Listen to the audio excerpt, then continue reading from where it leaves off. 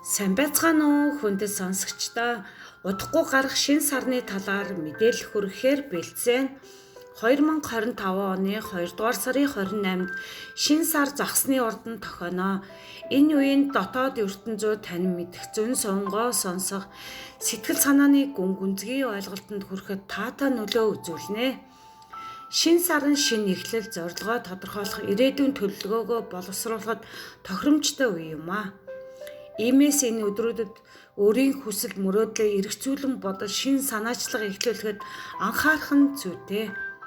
Мөн энэ өдөр сугар болон санчир гаргуудын холбоос үүсгэн ганцаардын мэдрэмжийг нэмэгдүүлж харилцаанд хөндөрөх салалт зэрэг асуудлыг авчирч болзошгүйг анхаарах хэрэгтэй.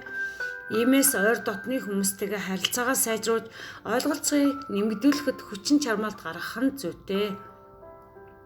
Энэ үеийг ашиглан бясалгал хийх, дотоод сэтгэлээ сонсох, бүтээлч үйл ажиллагаанд оролцох нь сэтгэл санааг тайвшруулж, шин санаа зорилгодоо тодорхойлоход тусална.